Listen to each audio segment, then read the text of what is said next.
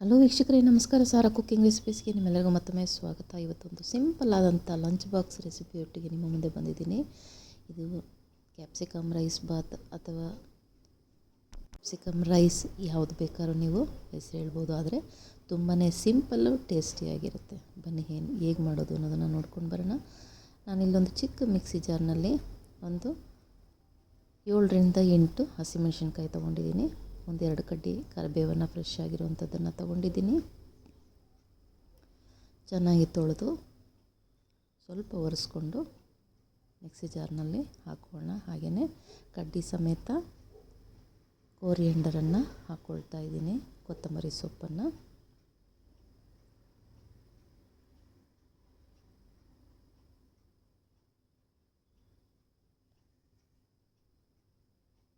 ಈ ಮೂರನ್ನು ನಾವು ಮಿಕ್ಸಿ ಜಾರ್ನಲ್ಲಿ ಹಾಕ್ಕೊಂಡು ಪಲ್ಸ್ ಮೋಡ್ನಲ್ಲಿ ಸ್ವಲ್ಪ ತರ್ತರಿಯಾಗಿ ರುಬ್ಕೊಂಡು ಬರೋಣ ವೀಕ್ಷಕರೇ. ನೋಡಿ, ಇಷ್ಟಿದ್ರೆ ಸಾಕು. ಈಗ ಒಗ್ಗರಣೆಯನ್ನು ನಾವು ಮಾಡ್ಕೊಳ್ಳೋದಕ್ಕೆ ಹೋಗೋಣ. ಒಂದು ಬಾಣಲೆಯನ್ನು ಇಟ್ಕೊಂಡಿದ್ದೀನಿ ಸ್ಟವ್ ಮೇಲೆ. ಸ್ವಲ್ಪ ಎಣ್ಣೆಯನ್ನು ಹಾಕೋಣ. ಸ್ವಲ್ಪ ಎಣ್ಣೆ ಕಾದ ಮೇಲೆ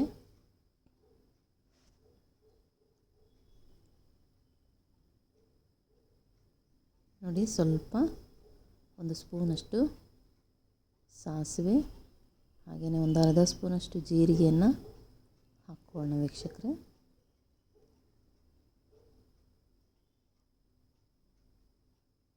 ನೀವು ಒಗ್ಗರಣೆಗೆ ಚಿತ್ರಾನ್ನ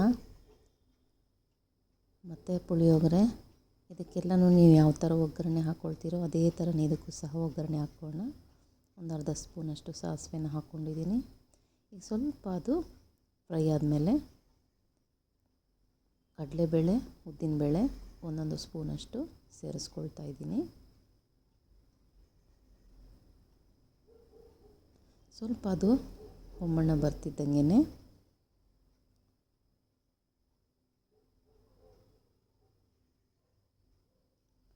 ಕಡಲೆ ಬೀಜನ ಸೇರಿಸ್ಕೊಂಡು ಸ್ವಲ್ಪ ಹೆಚ್ಚಿಗೆ ಕಡಲೆ ಬೀಜನ ಹಾಕ್ಕೊಳ್ತಾ ಇದ್ದೀನಿ ವೀಕ್ಷಕರೇ. ಕ್ಯಾಪ್ಸಿಕಮ್ ಜೊತೆಲಿ ಕಡಲೆ ಬೀಜನೂ ಒಂದೊಂದು ಬಾಯಿಗೆ ಸಿಗ್ತಾ ಇದ್ದರೆ ತುಂಬ ಟೇಸ್ಟಿಯಾಗಿರುತ್ತೆ. ಹಾಗೆಯೇ ಒಂದು 2 ಕಡ್ಡಿ ಕರಿಬೇವನ್ನು ಹಾಕ್ಕೊಳ್ತಾ ಇದ್ದೀನಿ.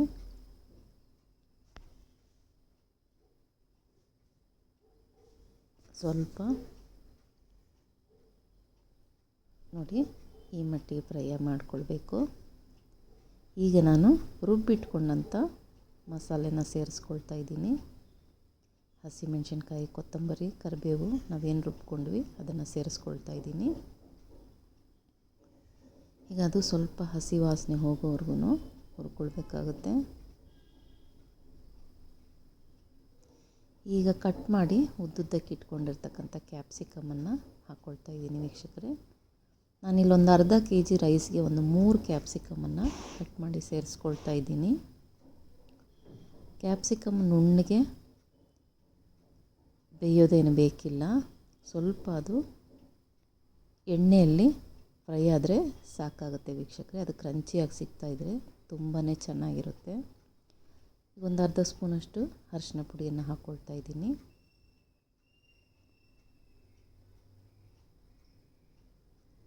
ಅದಕ್ಕೆ ರುಚಿಗೆ ತಕ್ಕಷ್ಟು ಉಪ್ಪನ್ನು ಸೇರಿಸ್ಕೊಳ್ಳೋಣ.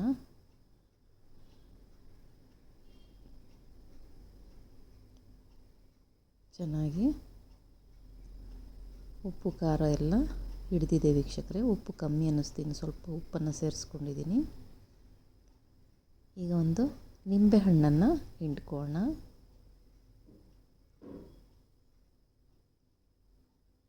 ನಿಂಬೆಹಣ್ಣು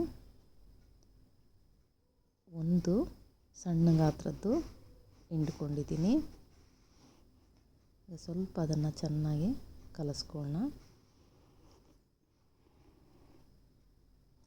ಈಗ ನಾನು ತೆಂಗಿನ ತುರಿಯನ್ನು ಒಂದು 2 ಸ್ಪೂನಷ್ಟು ಮೇಲ್ಭಾಗದಲ್ಲಿ ಹಾಕ್ಕೊಳ್ತಾ ಇದ್ದೀನಿ.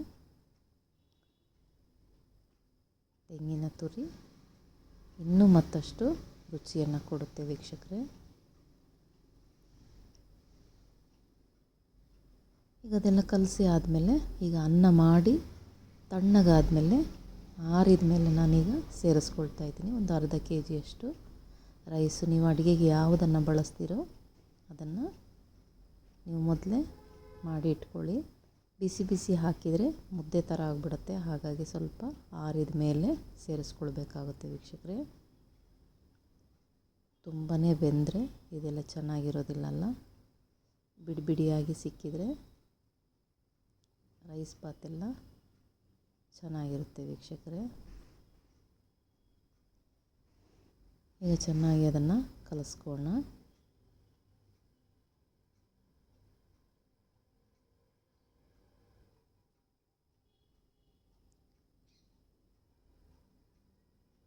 ಒಂದು ಸಲ ಎಲ್ಲ ಚೆನ್ನಾಗಿ ಮೇಲೆ ಕೆಳಗೆ ಮಾಡ್ಕೊಳ್ಳೋಣ ವೀಕ್ಷಕರೇ.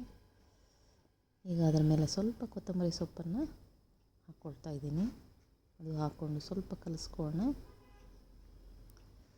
ನೋಡಿದ್ರಲ್ಲ ಎಷ್ಟು ಸಿಂಪಲ್ ಆದಂಥ ಒಂದು ರೈಸ್ ಬಾತು. ಇದು ಕ್ಯಾಪ್ಸಿಕಮ್ ಅನ್ನ, ದೊಣ್ಣೆ ಮೆಣಸಿನ್ಕಾಯಿ ರೈಸು. ಈಗ ಅದು ಒಂದು ಸರ್ವಿಂಗ್ ಬೌಲ್ಗೆ ಸೇರಿಸ್ಕೊಳ್ಳೋಣ ವೀಕ್ಷಕರೇ. ನೀವು ವಾರದಲ್ಲಿ ಏನೆಲ್ಲ ಮಾಡಬೇಕು ಅನ್ನೋ ಟೆನ್ಷನ್ಸ್ ಇರುತ್ತಲ್ಲ ಅಂಥವರಿಗೆ ಈ ಲಂಚ್ ಬಾಕ್ಸಿಗೆ ಕಟ್ಟುವಂಥದ್ದು ತುಂಬಾ ಮಕ್ಕಳು ಇಷ್ಟಪಟ್ಟು ತಿಂತಾರೆ, ದೊಡ್ಡವರು ಸಹ ವೀಕ್ಷಕರೇ. ಇವತ್ತು ನಾನು ಮಾಡಿರ್ತಕ್ಕಂಥ ರೆಸಿಪಿ ನಿಮಗೆ ಇಷ್ಟ ಆಗಿದೆ ಅಂತ ತಿಳ್ಕೊಳ್ತೀನಿ. ಇಷ್ಟ ಆಗಿದ್ದರೆ ದಯವಿಟ್ಟು ಲೈಕ್ ಮಾಡಿ, ಶೇರ್ ಮಾಡಿ, ಸಬ್ಸ್ಕ್ರೈಬ್ ಮಾಡಿ ವೀಕ್ಷಕರೇ. ಮತ್ತಷ್ಟು ಹೊಸ ವಿಡಿಯೋಗಳನ್ನು ತರೋದಕ್ಕೆ ಪ್ರೋತ್ಸಾಹ ಕೊಡಿ. ಹಾಗೆಯೇ ನೀವು ಸಹ ಟ್ರೈ ಮಾಡಿ ಯಾವ ಥರ ಬಂತು ಅನ್ನೋದನ್ನು ತಿಳಿಸೋದು ಮರಿಬೇಡಿ ವೀಕ್ಷಕರೇ. ಈಗ ಅದರ ಮೇಲೆ ಸ್ವಲ್ಪ ಅಲಂಕಾರಕ್ಕೆ ಕೊಬ್ಬರಿ ತುರಿಯನ್ನು ಹಾಕ್ತಾಯಿದ್ದೀನಿ. ಹಾಗೆಯೇ ಕೊತ್ತಂಬರಿ ಸೊಪ್ಪು ಗಾರ್ನಿಷ್ ಮಾಡ್ಕೊಳ್ಳೋಣ. ತುಂಬಾ ಅದ್ಭುತವಾಗಿ ಕಾಣ್ತಾ ಇದೆ ಅಲ್ವಾ. ರುಚಿನೂ ಅಷ್ಟೇ ಸೊಗಸಾಗಿರುತ್ತೆ ವೀಕ್ಷಕರೇ. ನೀವು ಸಹ ಹಬ್ಬ ಹರಿದಿನಗಳಲ್ಲಿ ಈ ಥರ ಎಲ್ಲ ಒಂದು ಸಿಂಪಲ್ ಆದಂಥ ರೆಸಿಪಿಯನ್ನು ನೀವು ಮಾಡಿದರೆ ಒಂದು ಸ್ಪೆಷಲ್ ಆಗೂ ಇರುತ್ತೆ ಮತ್ತು ಕಳೆನೂ ಕೊಡುತ್ತೆ ವೀಕ್ಷಕರೇ. ಮತ್ತೊಂದು ವಿಡಿಯೋದಲ್ಲಿ ಭೇಟಿ ಆಗ್ತೀನಿ. ಅಲ್ಲಿ ತನಕ ಟೇಕ್ ಕೇರ್, ಬಾಯ್.